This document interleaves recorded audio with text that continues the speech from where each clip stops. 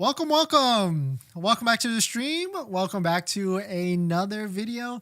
Today we're going to get into a variety of topics, but this first topic, I got this question earlier today, so I figured we jump on and talk about it because I probably realize a lot of you out there might be making the same decision as well. And that question is comparing the Model 3 versus the Model Y. We're going to take a look at the pricing between the two. We're going to take a look at my thoughts because I've actually owned the Model 3 and the Model Y right after it, and really the space, the size of it, I'll give you the TLDR, it's a little bit of an illusion, but there are some things of the Model Y that I appreciate and why it could be worth it and why it would make sense to pony up and pay that extra bit more. But at the same time, you got to look at it dollar for dollar and stacks to stacks to really figure out, is it actually worth it? So we're going to take it to jump into that, plus a variety of topics. But before we do that, let's roll that intro real quick.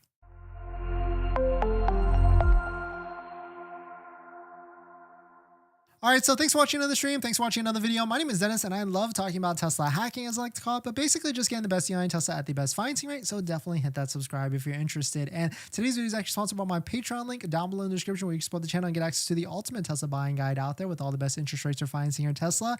And shout out to my latest Patreon member. We got Jason. Thank you for supporting. I actually just got off the phone with you. We had a little Tesla call. If you're looking to schedule a call with me, down below in the description, so definitely check it out. But let us jump into this. So if you go to the Tesla website right now, you can see there's multiple videos depending on what page you actually land on for the Model 3, Model Y, S, and Model X. And what's interesting here is that when you take a look at the Model Y videos, they're pretty specific with the types of videos that they try and illustrate. They show off-roading, they show winter climates, they show multiple family sizes, camping even. And what's cool with this is they're trying to show you that this Model Y is a rugged vehicle, more spacious, that you can take it off-roading. But the one thing with this, at least from my feedback, is that the Model Y is a little bit higher than the Model 3. Yes, that is the case, but it's not really that much higher. It's kind of like this illusion of an SUV, but really like I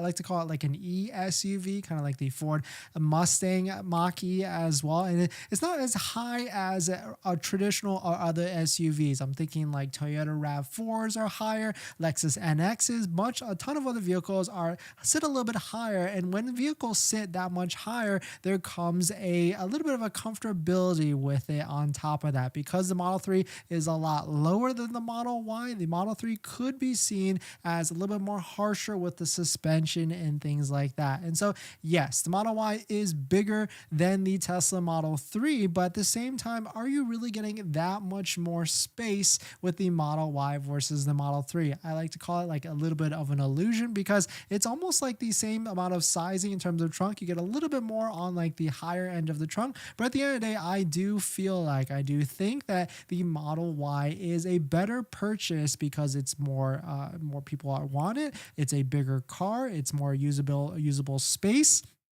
And on top of that, it has a better resale value. More people want the Model Y. It's newer. Kind of buying a Model 3 right now is a tough decision because we know there's a new vehicle coming into play in the next few months with this Highland. Model Y Highland is probably not necessarily an actual thing. And so that is why if you go on Tesla's website, if you go to the Tesla discount sites, that's where you can see plenty of discounted inventory. So these prices that you see on the screen right here are actually not what the actual prices are actually going to be at. Of course, there's plenty of discounts. See, I'm a little cut off on the right side, but there's plenty of discounts that you can actually find. So if you go to like waitingfortesla.com, which is our most favorite website that we take a look at almost every single day, you can see that the cheapest Tesla Model 3 in the country for sale is $37,020. Stack that with a Tesla referral code, just like the one down below in the description, you can get an extra $500 off. Plus, 3 months of full self-driving. So definitely check out that Tesla referral code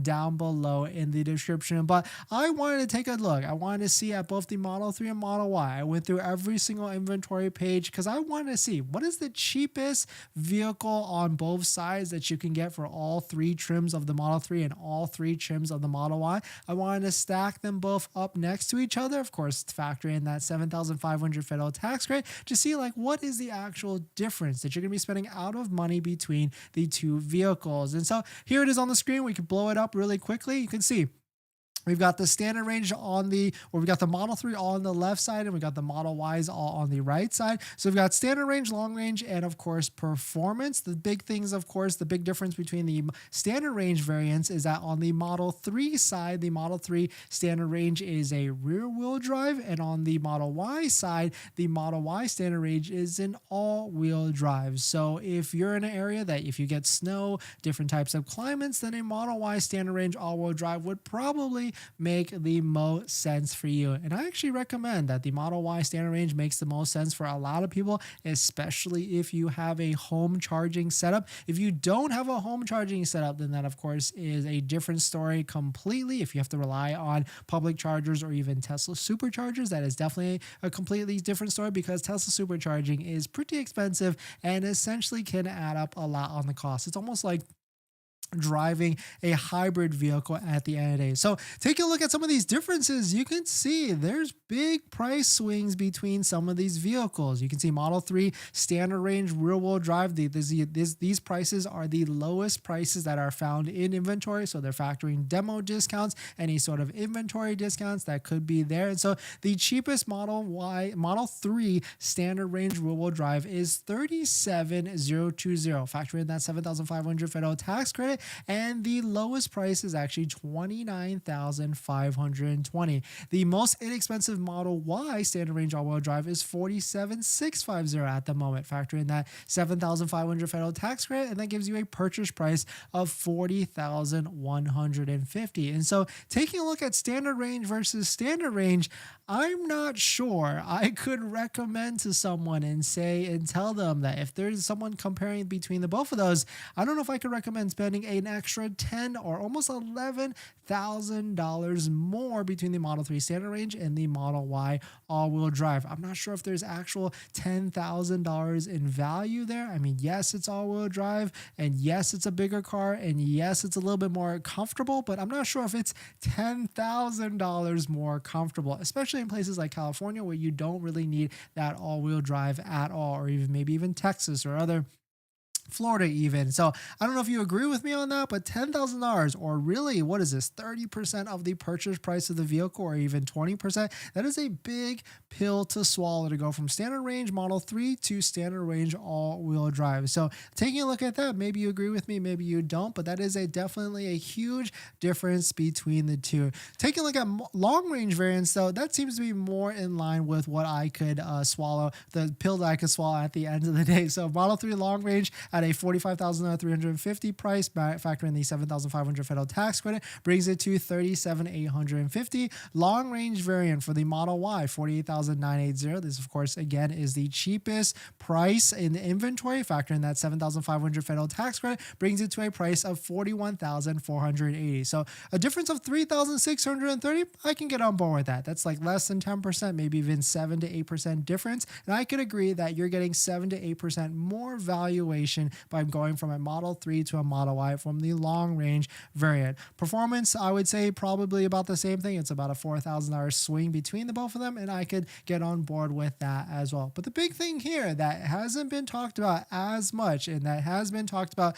on the Tesla side that could be on the horizon, is what if there is a standard range rear-wheel drive Model Y coming into the fold? It's in other markets right now, specifically not the US, but I feel like Tesla is kind of holding this trim in their back pocket. They kind of pull it as a demand pusher to see if they need to bring it out, and that would be a hot car, especially in places like California, Texas, Florida. People would eat this up, because taking a look at some of these hypothetical numbers that we throw on the screen, like if it comes out at a price of $40,270, factor in that $7,500 federal tax rate, it could be potentially anywhere from $32,000 to $36,000. And so that would definitely be a vehicle I would be interested in, because rear wheel drive means you get more range and with that same amount of battery. So maybe that could be a best seller, because right now the Model Y standard range is like 272 mile range at all-wheel drive. What if a Model Y standard range rear-wheel drive got 300 miles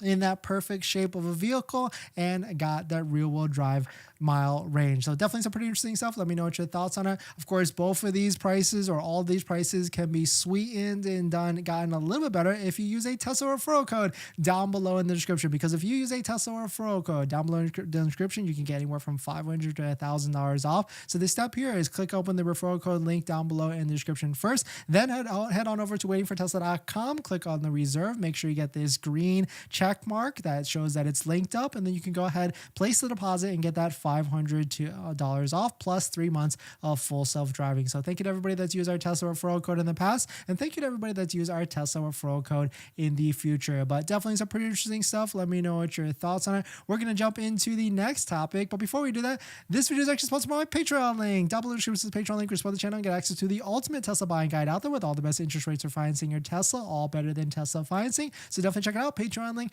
down below in the description. And Patreon members can send me direct messages to ask me any questions and even schedule a phone call with me. So definitely check it out. Patreon link down below in the